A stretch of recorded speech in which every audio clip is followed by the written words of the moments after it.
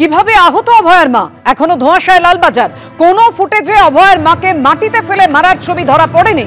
কোনো ফুটেজে দেখা যায়নি পুলিশ অভয়ের মাকে মারছে। অভয়ের মার ওপর লাঠিচার্জের অভিযোগে দাবি কলকাতা পুলিশের। মারধরের কোনো ফুটেজ থাকলে পুলিশের সঙ্গে শেয়ার করার আবেদন।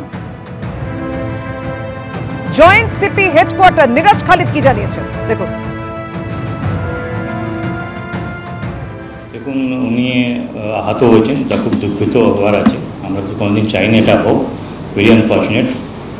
কিন্তু যেটা আছে কি পুলিশ জমিতে ফেলে মেরেছে, সেটা তো আমরা খতিয়ে দেখেছি। অনেকটাই আমাদের কাছে ভিডিও ফুটেজ আছে, আমাদের ট্রাফিকের ক্যামেরা আছে, সবটা আমরা অনেকটাই আমরা খতিয়ে দেখেছি, ভেরিফাই করে দেখেছি।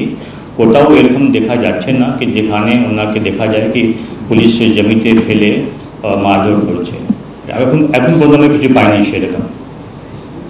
তো আমার এখনও আমরা দেখছি, আরও দেখছি। কিন্তু আমি বলবো কি ওখানে তো অনেক মিডিয়া, আপনারাও ছিলেন, অনেক মিডিয়ারও ছিল, অনেক জনের লোক ছিল।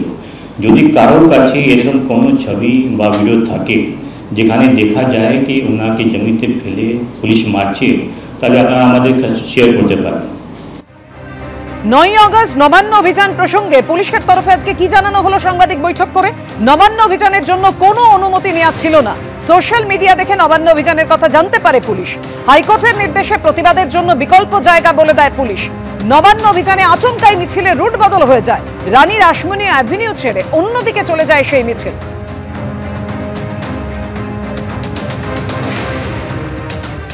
যারা প্রতিষ্ঠা ছিল তারা আড়াল না গিয়ে, যেটা ওনাকে দেওয়া হয়েছিল সেটা না গিয়ে ডোইনা এসে তারপরে সাউথওয়ার্ড দিকে স্টার্ট করে দেবো মিছিল, সাউথওয়ার্ড চরঙ্গি রোড হয়ে পাশের দিকে।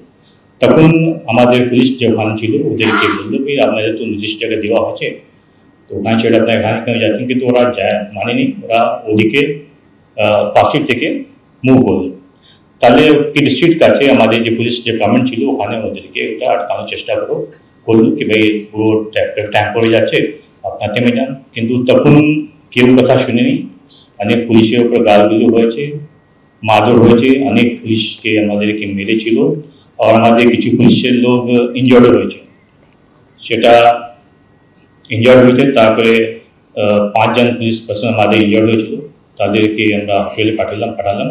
ওখানে যে একজন আমাদের ডিসি ছিলেন, ডিসি এসএসডি বিদিশা কলিতা, ওনার সেফটি গার্ড খুব গুরুতর জখম হলো, ওনার মাথায় আঘাত হয়েছিল। ওনাকেও এসএসকে পাঠানো হলো, উনি একদিন অ্যাডমিট ছিলেন ওখানে। তারপরে অনেকটা কমপ্লেন আমরা পেলাম, কিছু সুমোটো প্রায় 6টা কেস আমরা রিপোর্ট করেছি।